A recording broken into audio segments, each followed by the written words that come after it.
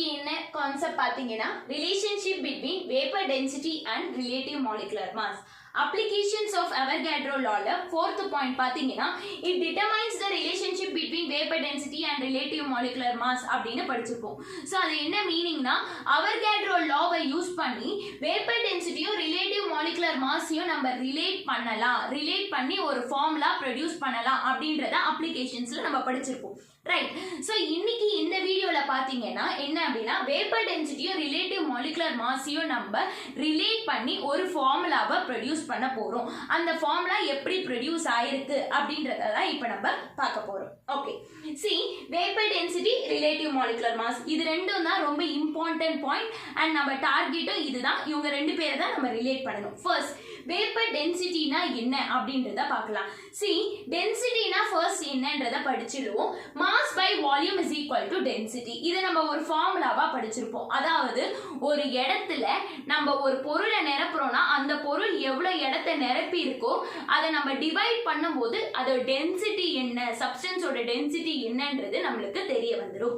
So நான் உங்களுக்கு example பார்த்தீங்கன்னா ஒரு பாட்டில் எடுத்துக்கிட்டேன், அந்த பாட்டிலுக்குள்ள சால்ட்டை ஃபில் பண்ணிடுறேன். அப்போ பார்த்தீங்கன்னா இந்த பாட்டிலோட டோட்டல் வால்யூமை நான் கீழே எழுதுவேன். இந்த சால்ட் எவ்வளோ நிரப்பப்பட்டிருக்கோ அதை வந்து நான் மேலே எழுதுவேன் மாஸ்ன்ட்டு. இதை டிவைட் பண்ணும்போது எனக்கு இந்த சப்ஸ்டன்ஸோட டென்சிட்டி என்னன்றது தெரிய வந்துடும். ஸோ இதுதான் டென்சிட்டினா என்னன்ற மீனிங். ஓகேவா? இந்த டென்சிட்டி பாத்தீங்கன்னா நார்மலா ஒரு சாலிட் சப்ஸ்டன்ஸ்க்கு கண்டுபிடிச்சிடலாம், ஒரு லிக்விட் சப்ஸ்டன்ஸ்க்கு கண்டுபிடிச்சிடலாம். பட் வேப்பர் டென்சிட்டி அப்படின்றது என்னதுன்னா டென்சிட்டி ஆஃப் அ கேஸ். வேப்பர்ன்றது ஒரு கேஸ். ஸோ ஒரு கேஸோட டென்சிட்டியை நம்ம எப்படி கண்டுபிடிக்க முடியும்? ஸோ நம்ம இந்த மெஷர்மெண்ட் நம்ம பண்ண முடியாது கேஸ் விஷயத்துல. ரைட். ஸோ ஒரு சாலிட் லிக்விட் சப்ஸ்டன்ஸோட டென்சிட்டியை கண்டுபிடிக்கிற மாதிரி நம்ம கேஸ் இது கண்டுபிடிக்க முடியாது. அதனால வேப்பர் டென்சிட்டி அதாவது கேஸுக்கு நம்ம டென்சிட்டி கண்டுபிடிக்கணும்னா என்ன பண்ணணும் அப்படின்னா ஒரு கேஸை கம்பேரேட்டிவா வச்சுதான் இன்னொரு கேஸை நம்மளால கண்டுபிடிக்க முடியும். புரிஞ்சுச்சா? சோ நான் எந்த கேஸை வந்து கம்பேரேட்டிவா வைக்கிறேன் அப்படின்னா ஹைட்ரஜன். இதுதான் ஸ்டாண்டர்டா வைக்கிறோம். நீங்க கேட்கலாம் ஏன் ஹைட்ரஜன்? ஸோ ஹைட்ரஜன் தான் ஃபர்ஸ்ட் ஆட்டம். ஸோ அதை நான் எடுத்துக்கிறேன். ஆஸ் வெல் அஸ் அதுக்கு தான் மாஸ் ரொம்ப கம்மியா இருக்குன்றதுனால எக்ஸ்பிரிமெண்ட் பண்ணும்போது எப்பயுமே ஃபர்ஸ்ட் இருக்கிறத வச்சு தான் எக்ஸ்பிரிமெண்ட் பண்ணி நெக்ஸ்ட் போவாங்க. ஸோ அதனால இங்க என்ன பண்ணிடுறோம் அப்படின்னா ஹைட்ரஜனை நான் ஒரு கம்பேரேட்டிவா வச்சுக்கிட்டு இன்னொரு கேஸோட டென்சிட்டி எவ்வளோ அப்படின்றத நம்ம கண்டுபிடிக்க போறோம். சோ வேப்பர் டென்சிட்டி, சோ கேஸோட டென்சிட்டி நம்ம கண்டுபிடிக்கணும்னா என்ன ஃபார்முலா பாத்தீங்கன்னா mass of given volume of a gas divided by mass of same volume of hydrogen. அதாவது இப்ப எந்த கேஸை நம்ம கண்டுபிடிக்கணுமோ அந்த கேஸ் எவ்வளவு வால்யூம் எடுத்துக்கிறோனோ, எந்த அளவு எடுத்துக்கிறோனோ அதே அளவு ஹைட்ரஜனையும் நம்ம எடுத்துக்கணும். ஓகேவா?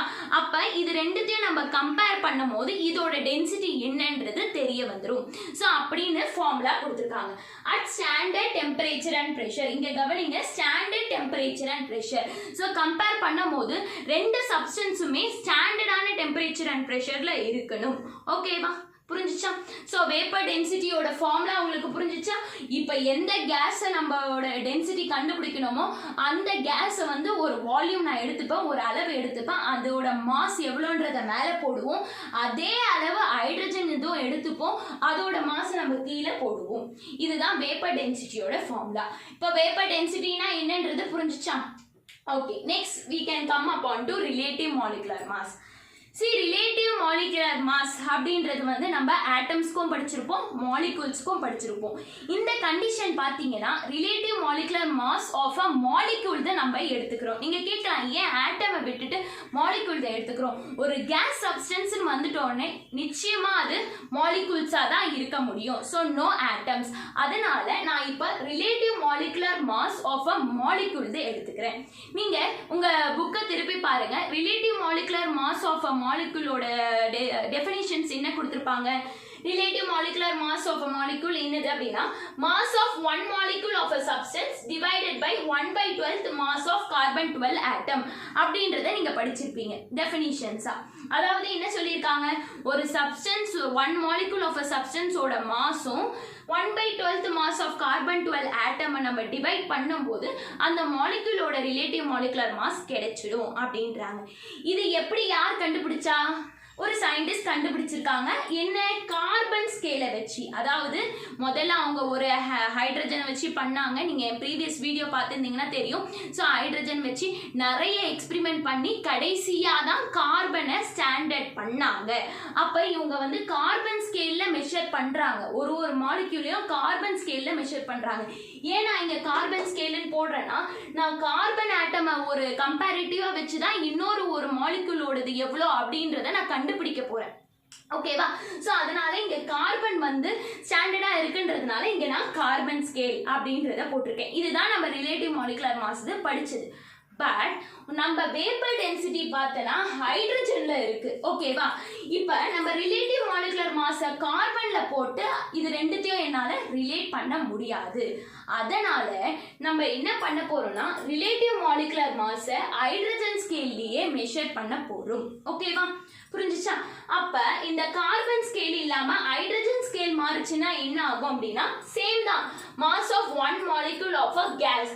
இது சப்ஸ்டன்ஸ்னா அது ஆட்டம்ஸ், மாலிக்யூல்ஸ், கேஸ் எது வேணாலும் இருக்கலாம். ஸோ நான் இங்க மென்ஷன் பண்ணிட்டேன் gas divided by mass of one atom of hydrogen. புரிஞ்சுச்சா? ரிலேட்டிவ் மாலிகுலர் மாஸ் ஹைட்ரஜன் ஸ்கேல்ல எடுக்கும் போது கார்பன் ஸ்கேல் ஏன் எடுக்கலன்னா எனக்கு வேப்பர் டென்சிட்டி ஹைட்ரஜன்ல இருக்கு. அப்ப நான் ரிலேட்டிவ் மாலிகுலர் மாஸையும் ஹைட்ரஜன்ல மாத்தினாதான் ரிலேட் பண்ண முடியும். ஸோ நான் கீழே mass of one atom of hydrogen. So இங்க ஒரு டவுட் வரும், ஏன் 1/12 மாஸ் ஆஃப் கார்பன் 12 ஆட்டம் மாதிரி 1/12 மாஸ் ஆஃப் ஹைட்ரஜன் ஆட்டம் போடல அப்படின்னு நீங்க கேட்பீங்க. See 1/12 into mass of carbon 12 atom இருக்கா? அப்போ 1/12 into கார்பன் 12 ஆட்டமோட மாஸ் நம்பர் என்னது? See you will take upon. So carbon 12 atom அதோட மாஸ் பார்த்தீங்க அப்படின்னா 12. ஓகேவா? ஓகே, சி கார்பன் வந்து C612 கரெக்டா? ஸோ அப்போ அதோட மேலே இருக்கிறது மாஸ் நம்பர் சொல்லுவோம். ஸோ அதோட மாசம் என்னது? 12.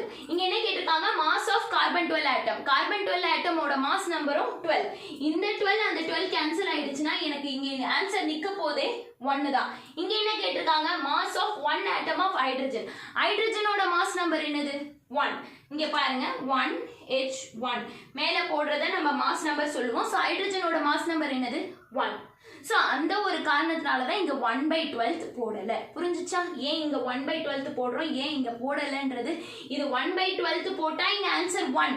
இங்க டைரக்டா நான் போடும் போதே ஆன்சர் 1 தான் வருது. ஸோ அந்த ஒரு காரணத்தினால நம்ம அதை போடல. இப்ப ரிலேட்டிவ் மாலிகுலர் மாஸ் ஹைட்ரஜன் ஸ்கேல்ல என்ன ஃபார்முலா பாத்தீங்கன்னா mass of one molecule of a gas divided by mass of one atom of hydrogen. Relative molecular mass முடிஞ்சிடுச்சா? வேப்பர் டென்சிட்டி முடிஞ்சிடுச்சா? இதுவரையும் உங்களுக்கு புரிஞ்சிடுச்சா? ஓகே, தனித்தனியா நான் வேப்பர் டென்சிட்டி என்ன, ரிலேட்டிவ் மாலிகுலர் மாஸ் என்னன்றதை புரிஞ்சுக்கிட்டேன். இப்போ நம்ம என்ன பண்ண போறோம் அப்படின்னா ரிலேட் பண்ண போறோம். இவங்க ரெண்டு பேருமே ரிலேட் பண்றது எந்த லா? நம்ம ஆல்ரெடி அப்ளிகேஷன்ல படிச்சிருக்கோம், அவர்கேட்ரோ லா தான். இவங்க ரெண்டு பேரையுமே ரிலேட் பண்ண போறாங்க. ஸோ அவர்கேட்ரோ லா என்ன சொல்லுது? Equal number of molecules will be present in same volume of gases. அதாவது ஒரே வால்யூம் ஆஃப் கேசஸ் இருந்ததுன்னா ஈக்குவலான மாலிகூல்ஸ் தான் ப்ரொடியூஸ் ஆயிருக்கும்ன்றது நம்ம அவர்கேட்ரோ லா சொல்லுது. ரைட்? இங்க நீங்க வேப்பர் டென்சிட்டி எடுத்துவாங்க, ரிலேட்டிவ் மாலிகுலர் மாஸ் அப்படியே நீங்க வச்சிருங்க. வேப்பர் டென்சிட்டிலேயே நம்ம கால்குலேஷன்ஸ் பண்ணி ரிலேட்டிவ் மாலிகுலர் மாஸை இதுல வர வச்சிடலாம். ஓகேவா? ஸோ வேப்பர் டென்சிட்டியை பாருங்க, என்ன சொல்றாங்க? Mass of given volume of a gas mass of same volume of hydrogen. எவ்வளோ வால்யூம் நான் கேஸ் எடுக்கிறேனோ அதே வால்யூம் தான் ஹைட்ரஜனையும் எடுக்கிறேன். என்ன? Standard temperature and pressure. அப்போ ஒரு ஸ்டாண்டர்டான டெம்பரேச்சர்ல சேம் வால்யூம் ஆஃப் கேசஸ் ரெண்டுமே இருந்ததுன்னா அதுக்குள்ள இருக்கக்கூடிய மாலிகூல்ஸும் சேமா தான் இருக்கும்ன்றது அவர்கேட்ரோ லா சொல்லுது.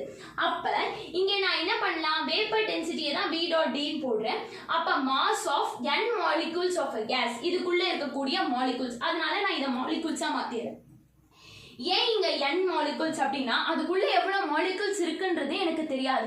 இட் மே பி 8, 9, 100, 200 அது நம்மளுக்கு தெரியாதுன்றதுனால நான் காமனா மென்ஷன் பண்ண n molecules of a gas போட்டிருக்கேன். ஸோ இங்க n மாலிகூல்ஸ்னா கீழேயும் அதே அளவு தான் எடுத்திருக்கேன், ஸ்டாண்டர்டான டெம்பரேச்சர் அண்ட் ப்ரெஷர். அப்ப இங்கேயும் n மாலிகூல்ஸ் ஆஃப் ஹைட்ரஜன். புரிஞ்சுச்சா இதுவரையும் உங்களுக்கு? ஓகே, இப்போ என்ன ஆகுது அப்படின்னா இந்த எண்ணையும் நம்ம கேன்சல் பண்ணிடலாம். அப்படி கேன்சல் பண்ணிட்டு இங்க என்ன நிற்கும்? 1 இங்கே நிற்கும், இங்கேயும் 1 அப்படின்றது நிற்கும். Okay, so mass of one molecule of a gas, mass of one molecule of hydrogen. Hydrogen molecule அப்படின்றது ஒண்ணுமே கிடையாது, ஹைட்ரஜன் கேஸ் தான் நம்ம ஹைட்ரஜன் மாலிகுல் சொல்லுவோம், ரைட்? ஸோ வேற எதுவுமே ஹைட்ரஜனை ரிலேட் பண்ணி மாலிகுலா வராது. சிங்கிளா ஹைட்ரஜன் மட்டும் மாலிகுலா ஆகுறது வெறும் hydrogen case. So H2 molecule, hydrogen case தான் H2 அப்படின்னு போட்டிருக்கேன் மாலிகுல். ஓகேவா? ஸோ இந்த ஹைட்ரஜன் மாலிகுல்ல எத்தனை ஆட்டம்ஸ் இருக்கு? 2 ஆட்டம்ஸ் இருக்கு. இங்க பாரு எத்தனை ஆட்டம்ஸ் இருக்கு? 2 ஆட்டம்ஸ் இருக்கு. ஹைட்ரஜன் மாலிகுலுக்குள்ள எத்தனை ஆட்டம்ஸ் இருக்கு அப்படின்னா 2 ஆட்டம். ஹைட்ரஜன் மட்டும் சிங்கிளா ஃபார்ம் ஆகிற மாலிகுல் பாத்தீங்கன்னா அது ஹைட்ரஜன் கேஸ் மட்டும் தான். ஸோ ஹைட்ரஜன் கேஸ் வந்து ஒண்ணுமே கிடையாது, H2 தான் ஹைட்ரஜன் கேஸ்ன்னு சொல்லுவோம். ஒரே டைப் ஆஃப் ஆட்டம் இன்னொரு டைப் ஆஃப் ஆட்டம் கூட ஜாயின் ஆகும்போது அது மாலிகுல் ஆயிடுது. ஓகேவா? அப்ப H2 அப்படின்னு ஆயிடுச்சு. சோ இது ஒரு மாலிகுல். இந்த one molecule of hydrogen, so இந்த மாலிகுல்குள்ள எத்தனை ஆட்டம்ஸ் இருக்கு? இங்க பாரு ஹைட்ரஜன் 2 சேர்ந்தாதான் அது மாலிகுல் ஆயிருக்கு. அப்ப 2 ஆட்டம்ஸ். So 2 atoms. அப்ப நான் என்ன பண்ணலாம்? இந்த mass of one molecule of ஹைட்ரஜனுக்கு நான் என்ன பண்ணிடலாம் அப்படின்னு பாத்தீங்கன்னா 2 ஆட்டம்ஸ் ஆஃப் ஹைட்ரஜன் போடலாமா? உங்களுக்கு புரிஞ்சுச்சா? Mass of one molecule of hydrogen இருக்கிற இடத்துல நான் இப்படி அழைச்சு இந்த மாலிகுல்ஸையே இப்படி அழைச்சிட்டு 2 ஆட்டம்ஸ் ஆஃப் ஹைட்ரஜன் போட்டிருக்கேன். இதுவரையும் உங்களுக்கு புரிஞ்சுச்சா? ஓகே, ஏன் அதை ஒன் மாலிகுல் அடிச்சிட்டு இங்க 2 ஆட்டம்ஸ் போட்டிருக்கேன்னா ஒரு மாலிகுல் ஆஃப் ஹைட்ரஜன்ல 2 ஆட்டம் தான் இருக்கும். அதனால நான் அதை அழைச்சிட்டு நான் ஏன்னா இருக்க டிரைவ் பண்ணி ஷார்ட்டா ரீசைஸ் ஆக்கி ரிலேட்டிவ் மாலிகுலர் மாஸை ரிலேட் பண்ணணும். ஸோ அதுதான் நம்ம டார்கெட். ஸோ அதனால நான் இங்க என்ன பண்ணிடுறேன்? Mass of 2 atoms of hydrogen அப்படின்னு போட்டுட்டேன். ஓகே, இப்போ நம்ம என்ன பண்ண போறோம்னா கம்பேர் RMMன்றது relative molecular mass of hydrogen scale and PDன்றது வேப்பர் டென்சிட்டி. இது ரெண்டுத்தையும் நம்ம கம்பேர் பண்ணலாம். அதாவது இந்த வேப்பர் டென்சிட்டி ஈக்குவேஷனும் இந்த ரிலேட்டிவ் மாலிகுலர் மாஸோட ஈக்குவேஷன் இது ரெண்டுத்தையும் கம்பேர் பண்ணுங்க. பாரு, mass of one molecule of gas, இங்கே mass of one molecule of gas, மேல 2 பேருமே சரிசமமா இருக்காங்க. ஓகே, டிவைட் இதுவும் டிவைட் இருக்கு. Mass of 2 atoms of hydrogen, இங்க mass of 1 atom of hydrogen. இங்க பாரு, இங்க 2 ஆட்டம்ஸ் ஆஃப் ஹைட்ரஜன் இருக்கு, அங்க 1 ஆட்டம்ஸ் ஆஃப் ஹைட்ரஜன் இருக்கு. ரெண்டுத்துக்கும் அதே தான் வித்தியாசம். ஆனா நான் இதை கொண்டு வந்து இது கூட ரிலேட் பண்ணணும். சோ நான் என்ன பண்றேன் அப்படின்னு பாத்தீங்கன்னா இங்க 1 into 2 இருக்கிறத நான் இப்ப 2 into 1 மாத்த போறேன். அதாவது 1 into 2னால நம்மளோட பதில் 2, 2 into 1னால நம்மளோட பதில் 2. நான் இத வந்து இணைக்கணும்ன்ற காரணத்தினால இங்க 1 into 2 இருக்கிறத 2 into mass of 1 atom of hydrogen ன்னு மாத்துறேன். அப்ப ரெண்டுமே ஒண்ணுதான். ஓகேவா? சோ இப்போ என்ன பண்றோம்? vapor density is equal to mass of one molecule of a gas divided by இங்க 1 into 2 நான் என்ன பண்ணிடுறேன்னா 2 into 1 ன்னு மாத்திடுறேன். அப்ப 2 இங்க போயிடும். சோ 2 into mass of 1 இங்க வந்துரும் 1 atom of hydrogen. ஓகேவா? இங்க எப்படி 1 வந்துன்னு கேட்காதீங்க, எதுவுமே இல்லைன்னா 1 நம்மளே அஸ்யூம் பண்ணிக்கிறோம். ஓகே, இப்போ என்ன ஆகுது? இப்போ பாரு, mass of one molecule of a gas divided by mass of 1 atom of hydrogen. இங்க பாரு, mass of one molecule of a gas divided by mass of 1 atom of hydrogen. இது மொத்தமும் என்னது? Relative molecular mass. கரெக்ட்டா? இதுதான் relative molecular mass. So நான் இந்த பகுதியை அப்படியே எடுத்து ரிலேட்டிவ் மாலிகுலர் மாஸ் அப்படின்னு போட்டுடலாமா? நம்ம ரீசைஸ் ஆக்கணும், இருக்க சின்னதா ஆக்கணும்.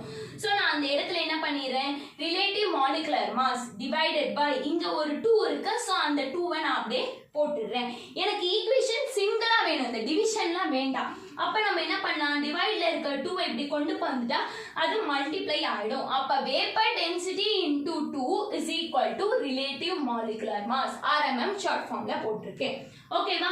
இப்போ இங்க பாரு, இதுதான் ஃபைனல் ஈக்குவேஷன். இதுக்கு மேல என்னால ரீசைஸே பண்ண முடியாது. சோ இதுதான் ஃபைனல். ரிலேட்டிவ் மாலிகுலர் மாஸும் வந்துருச்சு, வேப்பர் டென்சிட்டியும் வந்துருச்சு. இவங்க 2 பேரையும் நான் ரிலேட் பண்ணிட்டு எந்த லாவை யூஸ் பண்ணி? அவர்காட்ரோ லாவை யூஸ் பண்ணி. சோ இதுதான் வேப்பர் டென்சிட்டிக்கும் ரிலேட்டிவ் மாலிகுலர் மாஸ்க்கும் உள்ள ரிலேஷன்ஷிப்.